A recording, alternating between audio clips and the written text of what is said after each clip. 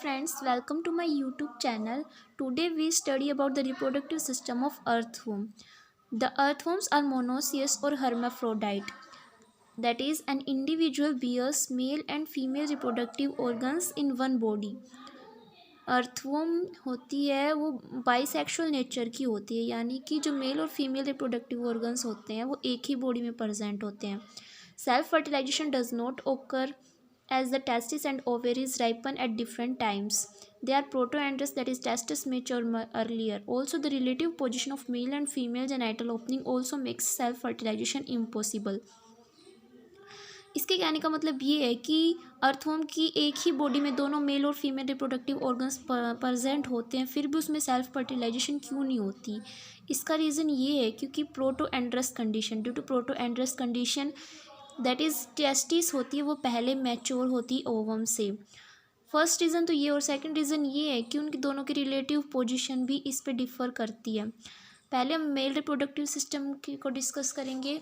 Mail reproductive system में आते हैं testis, testis sac, seminal vesicle, spermatical funnel, vasa deferentia, prostate gland, common prostatic spermatic duct, accessory glands and male genital pore. पहले हम इसके diagram को देख लेते हैं, फिर हम एक एक को डिस्कस करेंगे. ये है फेरेटिमा के रिप्रोडक्टिव सिस्टम. ये पहले सेगमेंट्स बनाने हैं. ये सेगमेंट 6th 7th और 8th और 9th पे प्रेजेंट होते हैं. स्पर्माथिका, स्पर्माथिका फीमेल रिप्रोडक्टिव ऑर्गन है. फिर 10th और 11th पे प्रेजेंट होती हैं टेस्टिस. टेस्टिस के बाहर होते हैं ये टेस्टिस. टेस्टिस के बाहर होता है टेस्टिस सैक. टेस्टिस सैक के अंदर स्पर्मेटिकल फनल प्रेजेंट होती हैं. और 12th सेगमेंट पे ये सेमिनल वेसिकल प्रेजेंट होती है. उससे 2 डक्ट अराइज होती हैं वासा डिफरेंशिया की. कुछ एसेसरी ग्लैंड्स भी प्रेजेंट होती है 17th और 19th सेगमेंट पे, जहाँ पे वासा डिफरेंशिया की 2 डक्ट और एक प्रोस्टेट की डक्ट मिलती है, वो उनको बोलते हैं कॉमन प्रोस्टेटिक स्पर्मेटिक डक्ट. और यहीं पे प्रेजेंट होता है मेल जेनिटल पोर. ये है प्रोस्टेट ग्लैंड. यहीं पे 13 सेगमेंट्स पे प्रेजेंट होती है ओवरी. उससे जो डक्ट्स अराइज होती है वो ओविडक्ट फनल, और ये जो मिलती हैं जाके वो होती है ओविडक्ट. अब हम टेस्टिस को डिस्कस करते हैं. सबसे पहले टेस्टिस, जैसे कि हमने देखा 2 पेयर प्रेजेंट होते हैं टेस्टिस के 10th और 11th सेगमेंट्स पे, और ये वेंट्रोलिटरली प्रेजेंट होते हैं on either side beneath the alimentary canal, on either side of nerve code, यानी नर्व कोड के दोनों साइड प्रेजेंट होंगे. टेस्टिस होती है वो माइन्यूट मतलब छोटी सी होती है, वाइट कलर की लोब्ड बॉडीज़ होती हैं. हर एक जो टेस्टिस है वो 5 to 8 finger like projections originating from a narrow base, finger like projection से बनी होती है, मतलब ओरिजिनेट होते हैं 5 to 8 फिंगर लाइक प्रोजेक्शंस. ये बहुत सारी राउंडेड सेल्स स्पर्मेटोगोनिया बोल सकते हैं, वो प्रोवाइड करती हैं पैक्ड इन कनेक्टिव टिश्यू में जो पैक्ड होते हैं. टेस्टिस जो यंग फॉर्म्स होते हैं उनमें तो टेस्टिस डेवलप्ड होती है, लेकिन अडल्ट्स में ये डिजनरेट फॉर्म में मिलती है. सेकेंड पार्ट है टेस्टिस सैक. टेस्टिस कवर्ड होती है टेस्टिस सैक्स के, हालांकि ये भी 10th और 11th सेगमेंट्स पे प्रेजेंट होगी. Each pair of testis is enclose in a testis sac, जो कि वाइड है, थिन वॉल्ड है and white in colour. These are coelomic spaces cut off from general body cavity.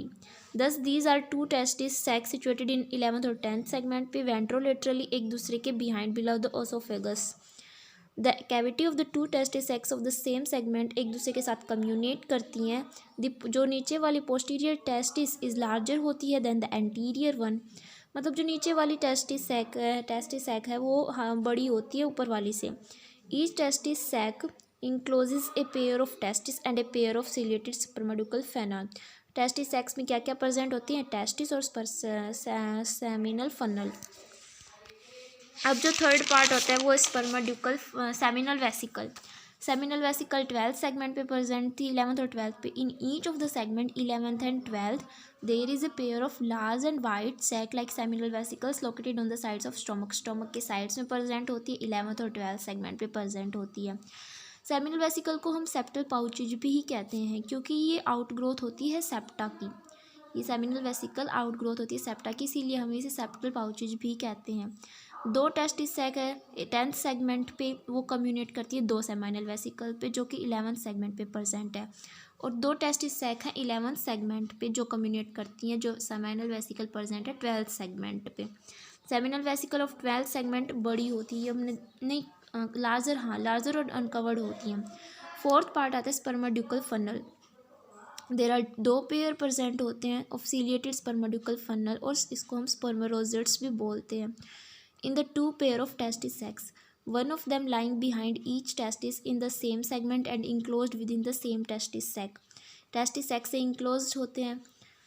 फिर fifth part आता है vasa deferentia. Each seminal funnel leads behind into a long narrow and internally ciliated thread like vasa deferentia और spermduct. जो seminal vesicle है उससे long बड़े बड़े narrow और internally ciliated thread like structure arise होते हैं, जिसे बोलते हैं वासा डेफरेंसिया या फिर स्पर्मडक्ट। Thus, there is a pair of closely placed and parallel vasa differentia on each side of nerve cord, extended behind along the ventral body wall up to 8 segment तक ये जाती हैं और प्रोस्टेटिक डक्ट को ज्वाइन कर लेती हैं। देखो इस डायग्राम में देखते हैं, ये वासा डिफरेंसिया अराइज होती है और 18th सेगमेंट तक जाती हैं और प्रोस्टेट डक्ट से कंबाइन कर लेती हैं। फिर सिक्स्थ पार्ट है प्रोस्टेट ग्लैंड्स।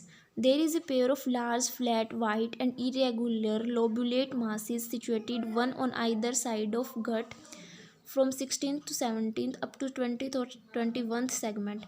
यानी कि ये जो प्रोस्टेट ग्लैंड है वो 16th या 17th से अराइज होती है और किसी किसी में 20 तक चलती है और किसी किसी में 21 तक चलती है। ये 2 पार्ट्स कंसिस्ट करती हैं। इनके 2 पार्ट होते हैं, एक तो होता है लार्ज ग्लैंडुलर पार्ट और एक होता है स्मॉल नॉन ग्लैंडुलर पार्ट। हर एक जो ग्लैंड है वो gives off on it's inner side A small prostate duct in 18th segment. Secrets एक फ्लूइड सीक्रेट करती है जिसका नाम है प्रोस्टेटिक फ्लूइड, जिसका फंक्शन है अननोन। 7th पार्ट है common prostatic spermatic duct. The vasa differentia of each side joined by a short one prostatic duct of that side in 18th segment, thus forming the 3 ducts on each side covered with a muscular sheath to form a short duct called common prostatic spermatic duct within which 3 ducts remain separate। देखो इसके नाम से ही पता चल रहा है common prostatic spermatic duct, यानी कि 2 तो वासा डिफरेंसिया की डक्ट और एक प्रोस्टेटिक डक्ट की, एक प्रोस्टेट ग्लैंड की डक्ट, तीनों कंबाइन करके एक में बनाते हैं कॉमन प्रोस्टेटिक स्पर्मेटिक डक्ट। फिर 8 पार्ट है एसेसरी ग्लैंड्स, जो कि 17th और 19th सेगमेंट पे प्रेजेंट होती हैं। देर आर 2 पेयर प्रेजेंट होते हैं on the ventral body with wall. They open to the exterior by a number of ducts on 2 pairs of genital papilla situated externally upon the 17th and 19th segment। Their slimy secretion helps in initiating the 2 worms during copulation, that is holding the worms during mating। In accessory glands का function ये होता है कि एक slimy secretion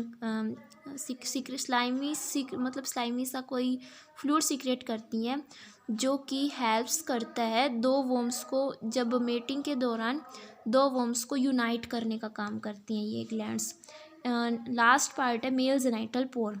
Both the common prostatic spermatic duct open to the exterior independently by a pair of male genital pores ventrally on 18th segment। Male genital pore 18th segment पे present होता है और ये कॉमन प्रोस्टेटिक स्पर्मेटिक डक्ट से arise होता है, जो कि हमने पढ़ी थी 3, एक तो लार्ज प्रोस्टेटिक अपर्चर और 2 स्मॉल अपर्चर है वासा डिफरेंशिया के। अब हम देखते हैं कि कैसे स्पर्म्स बनते हैं टेस्टिस में। टेस्टिस में प्राइमरी टेस्टिस इंक्लोज होती है टेस्टिस सैक में, और फिर वो जाते हैं सेमाइनल वेसिकल्स। पेनिनल वेसिकल्स में प्रेजेंट होते हैं स्पर्मेटोगोनिया। स्पर्मेटोगोनिया में प्राइमरी स्पर्मेटोसिस्ट होता है, फिर वो डिफ्रेंशिएट होकर सेकेंडरी, फिर स्पर्मेटिड्स बनता है, फिर स्पर्मेटोजोवा बनता है।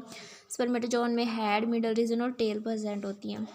फिर जो सेमिनल वेसिकल है वो इन स्पर्मेटोजोआ को स्टोर्ड करके रखती है और मतलब रिलीज़ करती है ड्यूरिंग मेटिंग के दौरान। Release outside through male genital pore के साथ रिलीज़ करती है। नेक्स्ट लेक्चर में हम फीमेल रिप्रोडक्टिव सिस्टम को डिस्कस करेंगे। आज के लिए इतना ही। Thank you so much.